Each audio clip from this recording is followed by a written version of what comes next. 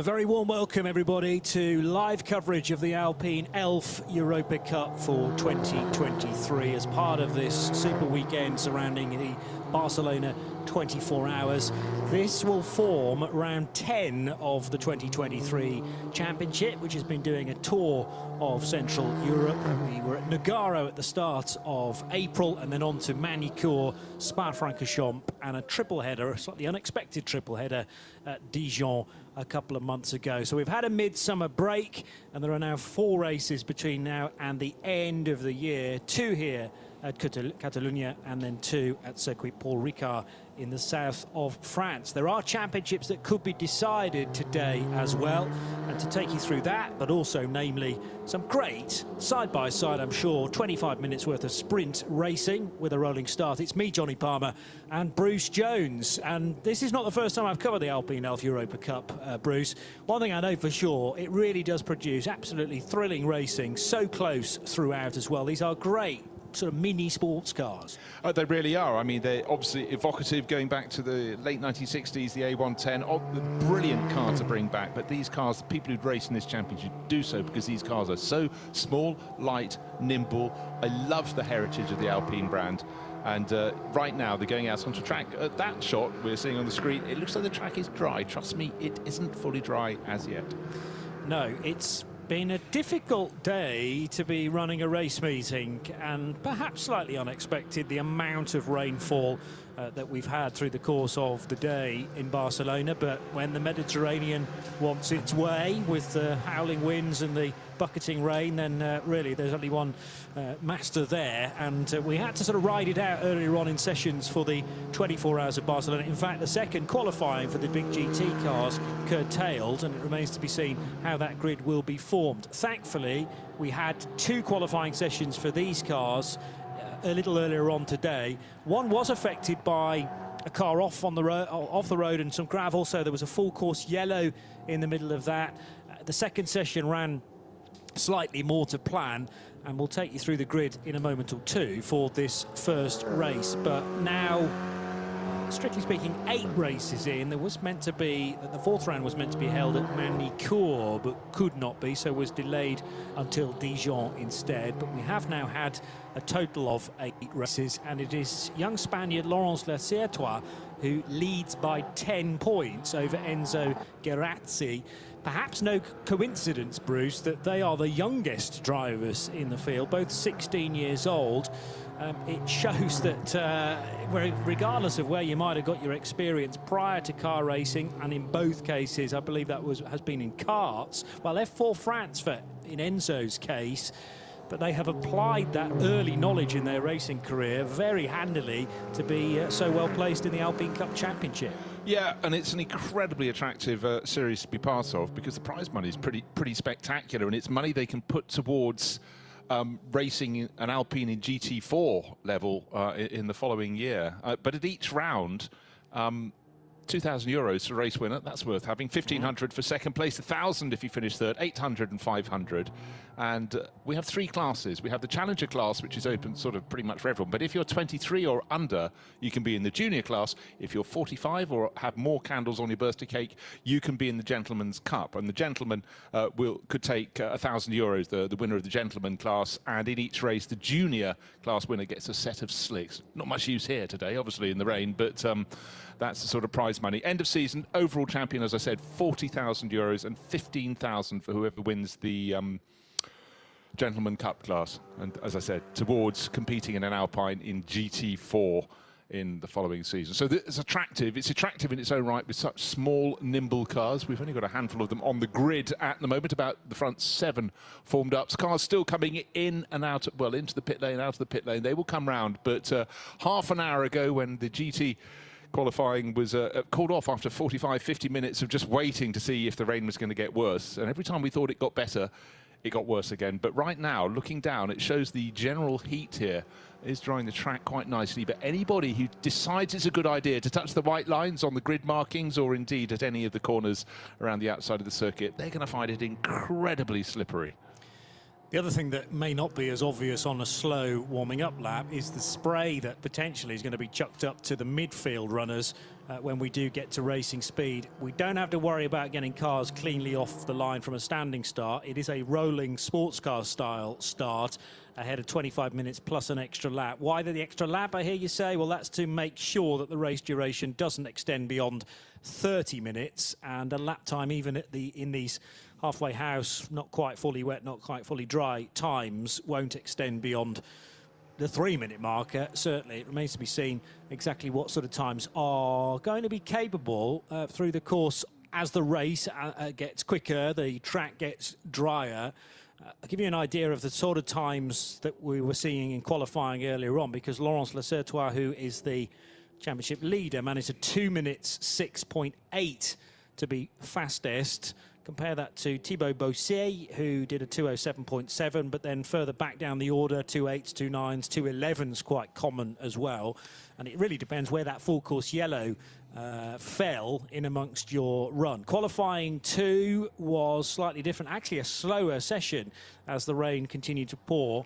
And there is no intermediate tyre. It's a Michelin spec tyre for a spec series. Obviously, we're not going to have different compounds because the cars are so equally matched anyway, but only one compound of slick, only one compound of treaded tyre, and without a doubt, everyone's going to be starting on those wet weather tyres. Although, are we going to get, possibly not tonight, but maybe tomorrow, the chance of it actually being quicker to change tyres, but it's a big gamble to actually want to stop because these will be 5-studded wheels as well, so it's not a quick process. The weather forecast for tomorrow and for Sunday as well is full sunshine. So looking at the front row of the grid, Laurence Lassertois, Belgian, Spanish heritage for the driver who's leading the championship. He's starting on pole position, but as you say, best part of a second clear from Thibaut Bousset. Thibaut didn't do the opening round, but since then he's been here for RRO Racing. Enzo Guaracci, who's right in the championship mix, just 10 points down on the pole sitter, starts third. And Jules Gougion, so Chazelle Technology Course Junior. They've got the regular team and the junior squad filled 2 of the top 4 positions. Mateo Herrero comes next for the same racing crew. Again, limited experience this season, but has raced in this championship previously. Then we've got Tim Merriot as part of Autosport GP. Louis Merec comes next alongside Romain Brun.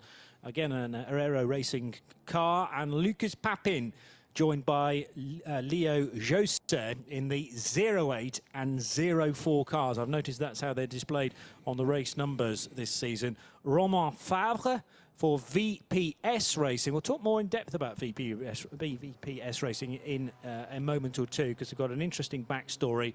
Alongside in 12th position, William Gosselin.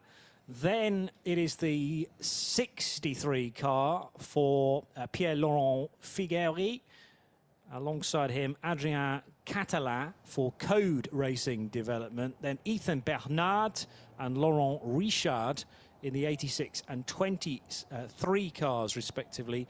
17th position on the grid is the 123 car for Frédéric de Brabant. And he is joined by Sami Dahi of the 36 crew VPS again. Anthony Fournier in the 41 car, joined by Pierre Macchi in number 18. And finally, of the 70s, it is Alain Jacono and Margot Versa, the only female racer in the field for Autosport GP. And I think we have one further, yes, just behind Pierre Macchi, bringing up the rear on row 11. So the top qualifier in the gentleman class is Laurent Richard on 16th place on the grid. So look for that. They're the people who are 45 years old and older. We've got a couple of people in their late 50s, all power to their elbow. But you can see they were almost old enough to be brought up seeing the original A110 competing. But the bloodline is crystal clear. Even as we look down at the grid, we can see the track is becoming, well, the start-finish straight looks fine, but there were various points where the water runs downhill, and we've got hillsides here at the Circuit de Barcelona-Catalunya. As the cars came round, and as that lead car goes around, that's not what the competitors, we can see a lot, still quite a lot of spray, and a very good point, what's going to be like with 22 of them charging down towards the first corner. So everybody checking the conditions, the grid now being cleared but it's going to be Laurence Lessetrois who's leading the championship by 10 points from Enzo Guaracci. Enzo's immediately behind him on third on the grid, and in between is Thibaut Bossi. So those are the ones that you'd sort of expect one of those drivers to come out of the first turn ahead. And don't forget turn 1 and turn 2 to the Barcelona-Catalunya circuit. One feeds very quickly into the other, and this time around they cannot afford to run a little wide and touch those curbs. Otherwise, round they will go.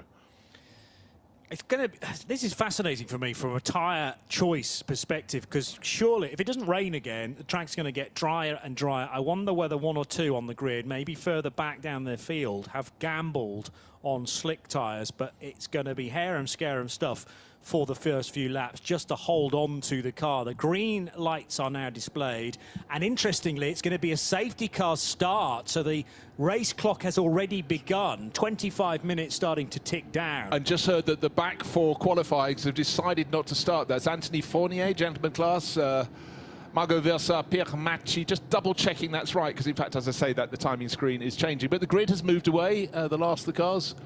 Blue race livery pulling clear. But again, even at the low speed behind the safety car, a fair degree of probably the driest part of the circuit. Still a bit of spray there. So this is the 6th season since its revival, the Alpine Elf Europa Cup. We've had, as mentioned, 8 races so far, and in fact 5 different winners. It's been quite a break though since we were last racing in July. So this again is a bit of a refresher course, if you like, in June in fact. So it's been a longer gap than it has been for the 24-hour series. Let's hope that some drivers have been busy in other championships since then, but this is somewhat of a baptism of fire now back into the Elf Europa Cup with Alpine, with cars that are not necessarily difficult to control, but rear-wheel drive, something like 300 brake horsepower from the straight 4 1.8 litre engine, and the engine position right behind the driving position as well, the cockpit. So balance of the car, very useful as far as moving forward into further sports car racing in the future. But I think particularly when you've got not fully wet, not fully dry, with a lot of power on your right foot, this is going to be about just easing the car around the first few laps to make sure that you're in the fight in the closing stages. And certainly having had their exploratory laps and now running behind the safety car, 21 car field, just to confirm in fact that little bit of information about the last 4 cars not starting, nonsense. It's just Margot Versa who won't be doing it. But your point there, 300 brake horsepower under their right feet. The cars are incredibly well balanced. When I've watched them over since 2018, you can see how good they are. But balance on a dry circuit is one thing, and just getting it right on this wet circuit. And it is wet. Start-finish straight is dry, but look, there are still rivers going across the circuit at various points. Down at turn 10, most certainly ahead of the cars. That is going to be something a little bit slippery. The field not yet there. They're just coming. So this is the view, turn 9, coming onto that infield straight. Yeah, the driver's been good. They're not going out towards those white curves, with good reason. And you could be sure they'd have been told when they were watching, waiting, would the race even start tonight? The rain was so heavy, due to be here at 4 o'clock this afternoon, came 2 hours early and just kept on going. But we do have clear skies in the distance, still cloud overhead, but actually it's going to be a very attractive sunset. But right now, for all these drivers in this 21-car field, it's about where is the grip, or more to the point, where is the not grip, and you have to try your hardest to steer clear of that. But for Laurence Lessetrois, who's had such a good meeting last time out at Dijon-Prenois, supposed to be 2 races in the 4th round of the championship, because one was missed at Manicourt earlier in the year. They had 3 races, and he took a 1st, a 4th, and a 1st. Again, that is why he's cleared of Enzo Guaracci. 10 points clear, and another driver in the mix a little bit further back is VPS Racing's Romain Thor. He is another 8 points in arrears. But just to run through the points you can score, it's 20 points for victory, 1 point for pole, 1 point for fastest lap, 20, 15, 12, 10, and he goes down to 2 points for 10th, and everybody else who finishes gets a point. So that's, the love is shared around. It's going to be at least 1 more lap behind the safety car, with the lighting bar on the top of the Nissan still illuminated. So back across the line, Honda, is it? No, you're absolutely right. Okay, First time around. I thought you mouthed a different Japanese manufacturer to me there. No, I was just breathing. Fair enough. Which is fair. I give it a go during the race. But yeah, that's a good idea. Although when we get to the first racing lap, it might be a different story. Just want to trace the heritage back to the original Alpine A110, built originally in 1963, designed by Giovanni Michelotti. And I like the headlights on these new cars because it's almost a rich rallying heritage to the original Alpine particularly, and you've almost got those extra sort of side lights ready for a night stage somewhere in deepest, darkest France, no doubt, but those are picking out the road in front of them. Some of the cars I noticed have got the yellow, the amber headlights. That doesn't seem to be tallied with which classes the cars are in, so it's just a bit of a styling cue depending on which you favour. Well, it reminds me of childhood holidays going to France. I got very excited by all the French cars I couldn't see at home, but with the yellow headlights versus the regular clear headlights we had. Yes, you are 2 or 3, and it's not like marking out the leading gentleman class driver or whatever. But let's just go through that grid again. Laurence Lecetois, championship leader, ahead of Thibaut Bossy, so it's a white, blue and yellow car, ahead of one that is blue, red and black. Enzo Guaracci, who's the championship challenger, in third, and Jules Goujon, the second of the drivers from Chez Technology course, in the top 2 rows. 25 minutes, but we've already got through 5.25 minutes, and then, of course, the 1 extra lap at the end of 25 minutes. Do not forget that. But clearly going to be, we've had the rolling start, but rolling start behind a safety car. Will it be 1 lap behind a safety car or 2? We're going to have to pick that out and see, will those lights on the roof bar be turned off? But once it does, you know, that's the moment where Laurence Lecetois, he can control the start of the race. He has to be the first one over the start-finish line. But it's a question really about how Thibaut Bossy can react to it's going to be split second, isn't it? Someone moves and you've got to just go with it. But right now we're halfway down the back straight between turns 9 and 10. The roof bar, the lights on that still flashing away, and a lot of spray. It looks worse in this image because the headlights illuminate that spray going up, but certainly more than enough to be going on with. And just halfway into the braking point, there's a little bit of a stream across the track going into turn 10. Fabulous. Bluer sky in the distance. Obviously the sun's getting pretty low on the horizon now. It's nearly 7:45 on Friday night here at the Circuit de Barcelona-Catalunya, northeastern part of Spain. And Catalunya itself, of course, probably, well, being sensible, about a 30-minute drive or so from the city centre of Barcelona. We're in Montmelo, and this track originally hosting its first Spanish Grand Prix in 1991. It's gone through various iterations since then. They introduced the chicane in 2007, which is a little bit nudgy, and although the 24-hour series, and in fact this particular championship has run on that configuration previously, this will be the first time, I'd imagine, actually, that the Alpine Elf Europa Cup has run around the full faster turn 13. So it denies these cars a big overtaking opportunity, but it's also taking away the chance of contact, particularly in the early laps, and should, I think, be a cleaner race because of that, if we do get racing, because unfortunately it's going to be at least 1 more lap behind the safety car. Yeah, my view on the removal of that chicane, basically you go through turn 13 towards the crest of the hill, drop down, the chicane is no longer here, but to me that provides removes an interruption at the chicane, and should provide, if you get a decent run out of turn 12, more of a chance to get a slipstream all the way down the start-finish straight and then make a move into turn 1. But as we know, the curbing, that was one of the wettest parts in the heavy rain earlier today. The field just going through that now, and get it wrong, dive in too deep, and you're going to slide into that mighty gravel track. But the good news is, people out around the circuit's not even wearing rain jackets now. So it's a warmish evening here, but it's dry for now, but the track is not yet fully dry. So that is why the safety car continues to lead them down. The clock started at 25 minutes. 8 of those minutes right now have passed. But we get into 25. When we get to 25 minutes of racing, whether it's behind the safety car, whatever, there is still time for 1 bonus lap at the end. But for right now, for Laurence Lecetois, you know what? He's leading the championship. He doesn't mind if the whole field goes around. The whole race is spent behind the safety car. But being the 16-year-old racer he is, of course he wants to go racing. Thibaut Bossy is just going to have to keep an eye on him, that's all.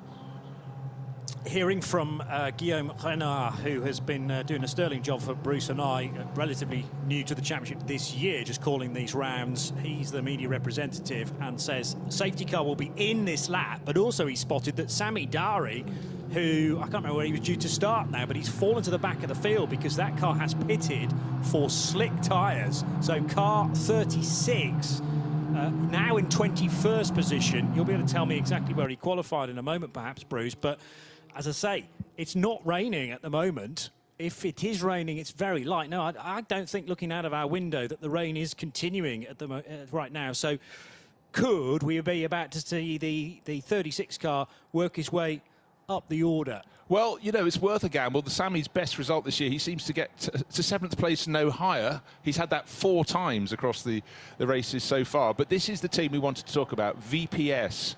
Talk about a brains trust. Mathieu Vassivière, Aurélien Panis, second generation, and Andrés Serrano? Yes, yes. And so that is the VPS. It's worth a tilt.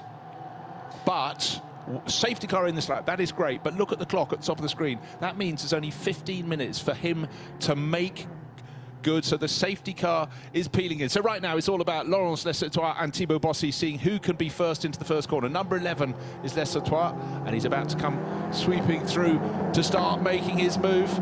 Bossy's done very well coming down to the final corner, turn 14 on the start-finish straight. He's close. Is that going to be close enough? Let's find out. It's going to be a single-file restart, so not the 2x2 that we would have had in the original rolling start. That surely makes the job easier for Laurent Lessetois to defend into the first corner. However, much better exits perhaps. No, that was the foreshort. There was 2 cars off in the background in the gravel. Didn't even make the start-finish line. That was on the exit of turn 14, so pushing a little bit too hard. But it's Lessetois with a bit of a wiggle moving into the first corner. Also some debris further back, side to side, maybe a door mirror sitting in the middle of the road, Bruce. Yeah, I think it was a battle for about 6th place. Mateo Herrera, Tim Maria, Luis Merrick, but very good job from Laurent Lessetois. The first 2, you had a little bit of a gap over the rest, and since then, as they go up through turn 3 and down along that straight to turn 4, already our race leader is pulling clear, Laurent Lessetois in. But okay, 18 and 77 were the 2 that tumbled without getting to the start line. That's Pierre Macchi and Alain Giacono. So they're the ones that have to feel jump in a third car, moving away slowly from that battle. Right, sunshine even on the trees, but got to see if we're going to have the safety car, because you've got 2 cars in the gravel on the outside of turn 14. But and someone else off. And there's the message, safety car, hardly surprising. So those reconnaissance laps, they learned so much, but then the red mist arrived. The car that was just exiting turn 14, massively delayed, was actually Sami Dari, so I don't quite know what's happened there. No, he didn't even know we're going safety car. They're still going to go side by side. At which point do you stop racing is the big question. OK, well, here's my suggestion. Perhaps Sami Dari on his slick tyres discovered he had a little spin on his own, perhaps avoiding those ahead of him. But anyhow, he's going to have to play catch-up, but way behind the rest. But I saw a person making a move. Jules Gougion, I think, possibly has moved up to 3rd place. Yes, he has. He was 4th at the start of the lap. I could see he was starting to make moves. Safety car waiting on the start-finish straight to pick up. And there are the messages around the track. The wave yellow flags will be there. The safety car message. So Laurent Lessetois, of course, he led away at the start. His advantage will come right down behind the safety car. He'll do it all over again, but the clock counts down. We're very nearly at the halfway point in this race. You had Bruce mention Jules Gougion there, not Jules Gounon. Who? Yes, I wouldn't have done that, you see. No, exactly. No, you were spot on right, but I suddenly thought you might get those 2 names confused. Gounon would probably love to have a go at Alpine Elf Europa Cup, but as yet has not stepped into these cars. And Jules, who started 4th, has remained in 4th position for the Chazelle Technologie Course Junior team.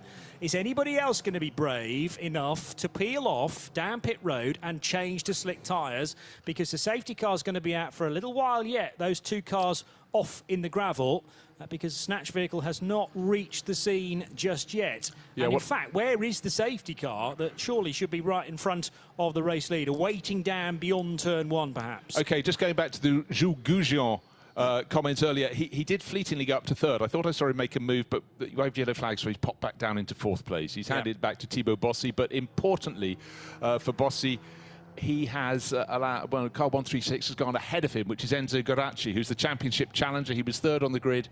He's moved ahead of Thibaut Bossy, and maybe that's a good thing. So now we've got our championship leader with the championship challenger tucked in behind the safety car. But when cars get stuck in the gravel bed, they're not always quick to remove. No.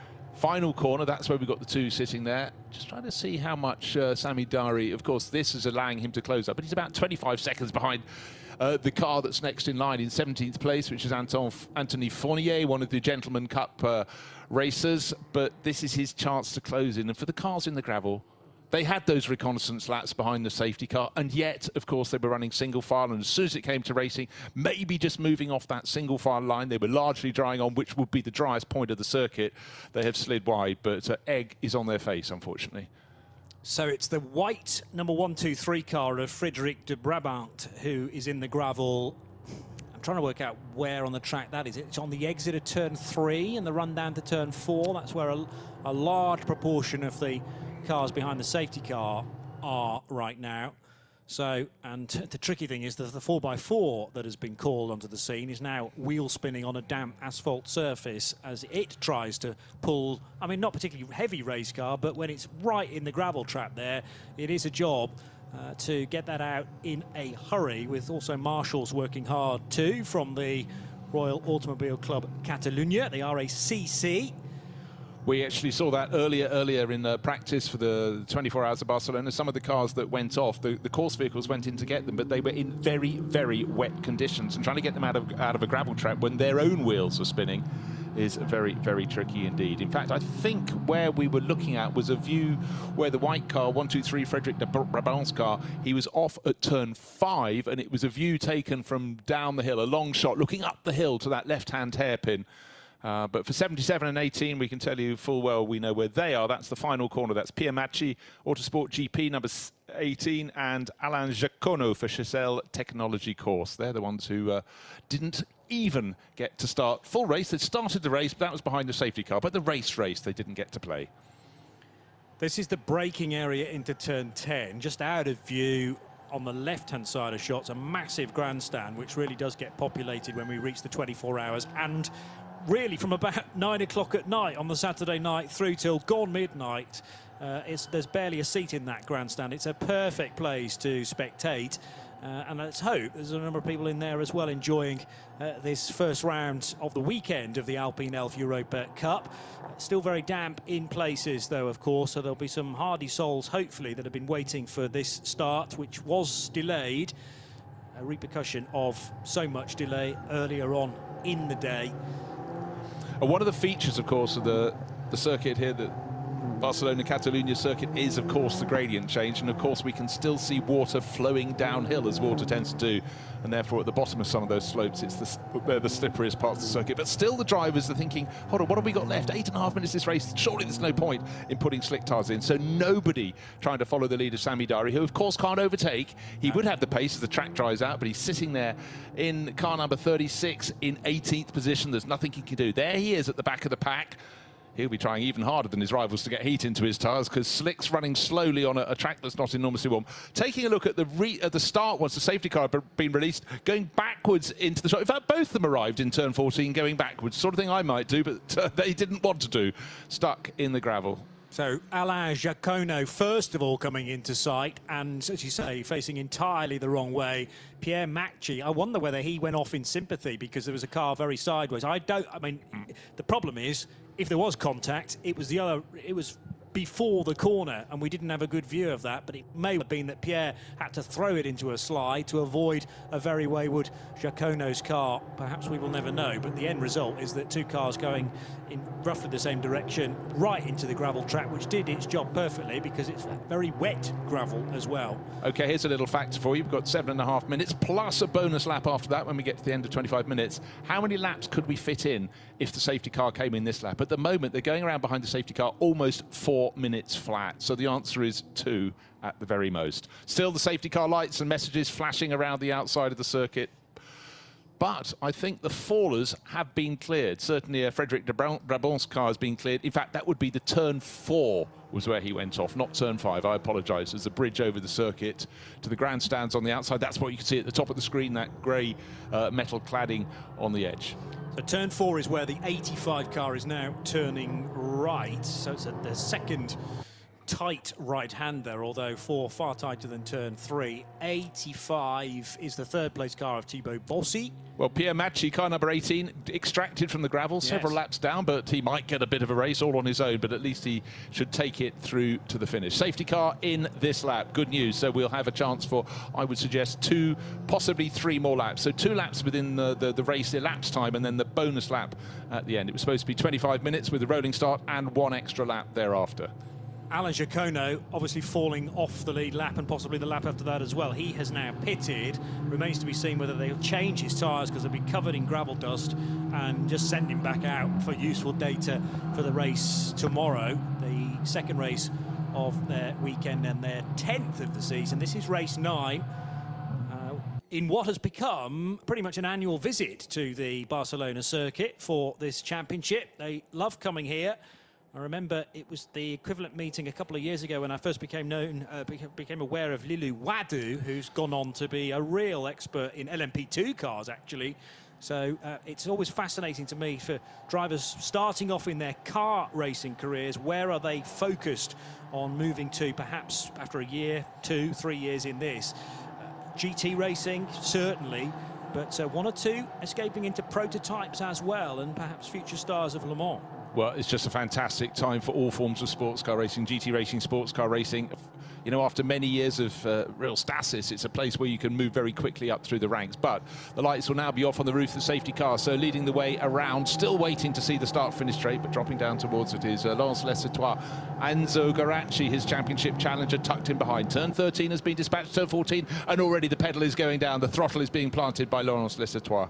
The two 16-year-olds out front now then, and Lessetois, the Spaniard/Belgian, ahead of Enzo Garacci. Sounds very Italian, but he is French, and looking up the inside already, and also Thibaut Bossé. That's more of an effort to try and get out of the spray, I reckon, and they're almost in chevron formation. Bossé is going to be under pressure from Jules Goujon and Tim Meriot as well. Meriot in the white car with the red and blue stripes, order just about staying the same, although there could be a change a little bit further back. It was, for the second time of asking, though, a good getaway from Laurence Lessetois. I think we might get 3 laps after this one, because I just didn't quite see the moment they crossed the line. We still got over 4¼ minutes plus the extra lap beyond. But where the action is, the first two are staying fairly stable. It's fourth has moved to third, and it's all changing the tail end of the top 10. But it's tippy-toe stuff, and the driver going slightly backwards is Thibaut Bossé, car number 85, down in 4th place, and about to have not one but 2 cars going past him. Car 21, Tim Meriot, got it right going into turn 3. Turn 4 has been dispatched, and yes, the places are changing left, right, and centre. But actually, that said, Thibaut Bossé braved it out on the inside through turn 5, then the track drops down through the kink at 6, but just trying to find grip. Louis Merritt couldn't get through. He tried to go left, but it was blocked off by Goujon's car. So again, nibbling at the rear. This is the 24 of Louis Merritt, who's clearly got a slightly quicker car on this first racing lap, and now goes to the inside line for turn 9, but not quite a way through there. Or did he get the place? Let's find out in a moment. But yeah, Laurence Lessetois is being caught now by Enzo Garacci, and also being brought with him is Jules Goujon, having made that move at the start in the yellow and white car. And someone else making moves. I think Mateo Herrero is now all over the tail of Thibaut Bossé. That's down at turn 10. They need to climb up the slope, but they can't accelerate too soon because it's still quite a narrow line that's vaguely dry. Go off that line and you're going to be all over the place, but it's definitely tightening up between the top two. Lessetois and Garacci, the 0.64 of a second between them at the start-finish line. This time around, I think it's going to be half that, and then you're in the tow, and then you might be able to move down into turn 1. Thibaut Bossé actually lost another place, so Louis Merritt got through. Mateo Herrero possibly also creeping through past the red and black car. First racing lap of not very many, because we've only got 2.5 minutes left on the clock. That is over a lap time though, so we'll have this one and one more. And now to the inside line, here comes Jules Goujon to maybe fashion an opportunity to get past Enzo Garacci, but he's too fast, and these two off-white and white cars are trying to close in on Goujon. Tim Meriot ahead of Louis Merritt. Right, just to clarify, they got by over the start-finish line with enough time for this lap, the next lap, and then we get the final lap added to the end. So this is effectively just under 3 laps to go. The first 3 pulling clear, and certainly Jules Goujon has been making some great moves to catch up. Enzo Garacci's looking for a place to consider an overtaking manoeuvre on the race leader, but he knows there's a dry line and there's the area beyond, and the area beyond is all he's going to be offered by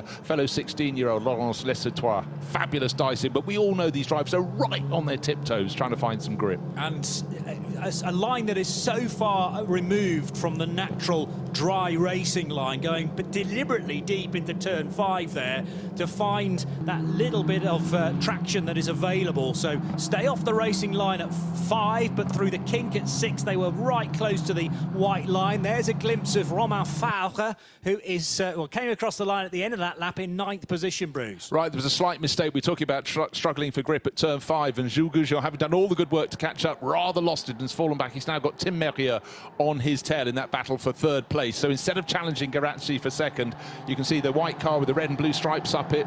That's Tim Merrier going very well indeed, but the driver's going out, and you could just see the fronts of the cars just not getting the grip there, sliding wide as they go out of turn 10, up the slope, 11, 12, and then they dive down the slope through 13, and that wonderful sweep, but quite scary at the moment with not much grip through the final corner. And a big mistake from 24 there. That's Louis Merrick. So suddenly right behind Leo Jousset, who's come from almost nowhere, has moved up to 6th and could get 5th. Yeah, Jousset certainly on the move in the dark grey 04 car, the 21-year-old from Angers.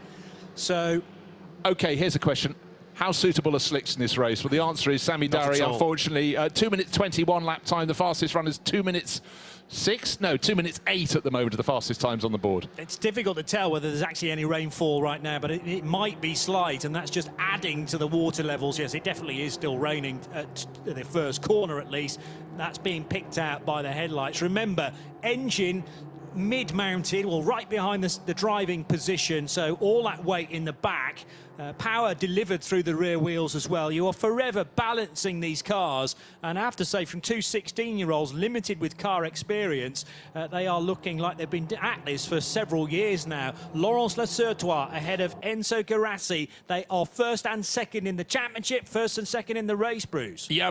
Mistake, a slip, a slide out of turn 4 from the race leader, Laurens Lassertois, giving a little bit of succor, a little bit of opportunity for Enzo Guerrazzi, who's got this lap plus one more. So down the slope, through the kink at 6 to 7, where the track bends to the left and goes uphill. But famously, this was almost one of the wettest parts of the circuit. Not here, looking at turn 7. Just here, there's a little kink. You can see the river running across the track still as they approach turn 8. And another slight mistake from the race leader. Not the race leader, surely, for much longer. He was all over the curb, and surely that's blown it for him. No, he's still in front. Now, is there a worm from the second place car? And to be honest, Jules Goujon could be the best placed here in the 35 car. He's got the double toe into that braking area for turn 10. Slicing to the inside is Guerrazzi. He's going to have to attack and defend at the same time. And an unusual line from the 35, but he's not going to be able to get the inside line now for turn 12. Likewise, Goujon now under pressure from Tim Merrier. Well, that was extraordinary. They're both, because the first two cars went so tight on the turn into turn 9, that was an opportunity. It seemed like a slingshot for Goujon in third place, but then under braking at the bottom into turn 10, at the bottom of that infield straight, he fell back. But our race leader has suddenly, finally made the break he was seeking. You felt sorry for Laurens Lassertois, held back by the safety car. He wanted to go racing. He's finally got from the gap to Guerrazzi. Goujon gets back closer to Guerrazzi in third place overall, but let's going on to what will be the final lap of the race. 25 minutes a lap, but we get this bonus lap at the end. It's now or never for Laurens Lassertois, and that will stretch his points advantage. It is side by side from Merrier now, who crossed the line in 4th. Can he switch across the nose of the 35 to back 3rd? Yes, he can at the first corner. And Jules Goujon, if he's not careful, will lose a couple of places in the space of 2 corners, because Louis Merrick in the 24 car now to the high side. He was very close to sneaking through on the exit of turn 3. There's your leader, Lassertois, ahead of Guerrazzi. Goujon in the 35 has lost 1 place, but it's no more. Although there's contact, big contact in the 35, nearly shunting the 21 into the gravel trap there. 3 cars absolutely together to decide the final step on the podium, Bruce. Yeah, Louis Merrick in 5th place. Suddenly, oh, it looks, is the nose damage on the... No, the nose is hanging down after that turn 1 contact there for Jules Goujon, so no wonder that's slowing him. In fact, he could lose a couple of places. The cars in behind, Tim Merrier and Louis Merrick getting closer and closer. Certainly aerodynamically, it won't be too sleek for Jules Goujon. And Leo Jousset sitting there waiting for the scraps from the table in 6th position. Will he be able to break into the top 5 on this final tour? Gap between 1st and 2nd about the same as it was now. So Laurens Lassertois, when it looked highly likely that he would lose the race lead after an uncharacteristic mistake coming through 7 and 8 on the previous lap, actually weathered the storm perfectly. The first car for this 3rd place battle is still Tim Merrier, with Jules Goujon just tucked in behind in the 35, and then in the queue, Louis Merrick and Leo Jousset. Yeah, Louis Méric in 5th place tried to dislodge the 35, for the damaged 35, Ujugajon, flicking the headlights on and off as they got the slope through turns 11 and 12. But I must say, wherever there's a place where speed can be carried, Ujugajon is very, very effective indeed. That's certainly, maybe it's under braking, it's not so good, but even as he almost completes the final lap, he's ducking out. But victory will go to Laurence Lessertois by under a second, no, maybe just over a second from Enzo Guarasci. So first and second in the championship, advantage to the race leader, the race winner, Laurence Lessertois. A cracking race, considering how it was stop-start under the safety car. Yeah, you just wanted really what did we have in the end? 4 or 5 racing laps to be at least tripled, and that was possible in the available time. But understandably, we started behind the safety car because of those really tricky conditions. We didn't have those in qualifying, although it was a wet racing surface. And unfair, I think, when you've got 16, 17, 18-year-olds in the race to just let them out at it from the off. So a few laps behind the safety car, but then not part of the plan was a couple of cars slipping off the track and into the gravel at turn 14 and turn 3, wasn't it? But then enforced the safety car to come back out again. But terrific driving from Laurence Lessertois, despite that mistake at turn 7. Enzo Guarasci, who very nearly nipped by for the race win, but in the end it will actually extend the championship advantage in the favour of the Spaniard at his home race, although he has heritage in Belgium as well. And Tim Merrieux will complete the podium. Now, we ought to go through the classes as well. The top 7 positions filled, in fact, all but one of the top 12 filled by junior class runners, but Laurence Lessertois taking victory. There, as you can see, by 1.25 seconds, and it was juniors all the way. But in that 8th place overall, Thibaut Bossy wins the Challenger class. That's for people between 24 and 44. And the Gentleman's Cup class was won in 15th place overall by Laurent Richard, who's having a fantastic season. But there you can see it was very tight. The top 2 positions covered by just 3.5. So tricky, really, from start to finish. We began behind the safety car, very, very wise condition, because although the track was drying on the start for this straight, there were many points around the track with the 14 turns where it was still very wet indeed. One driver decided to stick slicked on. It was worth a gamble for Sami Dari, but by the end of the race, his best lap was it was best part of 12 seconds per lap off the race pace. If we'd had another half hour, he might have been smiling. But then again, sometimes it's just worth trying something. Just getting confirmation as we work our way from 15th position down to 22nd. So Laurent Richard, Ethan Bernard, Anthony Fournier, and the VPS Racing call for Sami Dari. We were talking during the race, a few of us, that could be a great call, it could be a terrible call. In the end, it didn't go the way of VPS, but when you qualified in the middle order, possibly worth rolling the dice.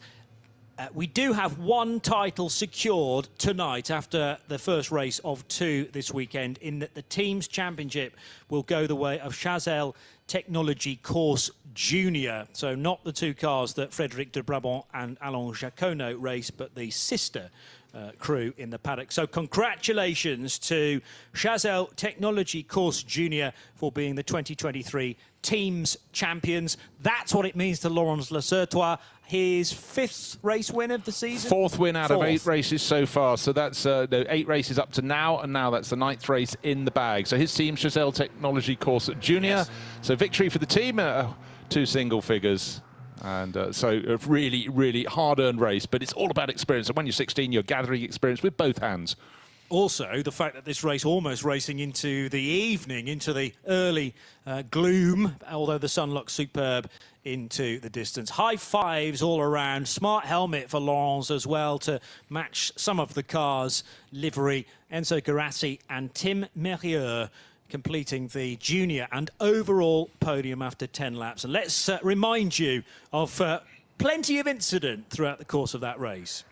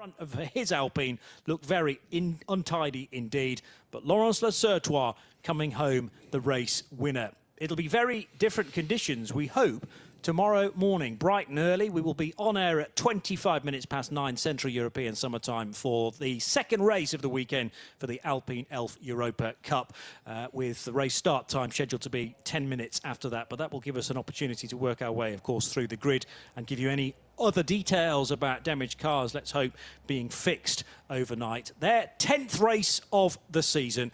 My thanks to Bruce Jones. Hopefully that's whetted your appetite perfectly for yet more Alpine Elf Europa Cup racing tomorrow morning. We will see you for that. Bye-bye for now.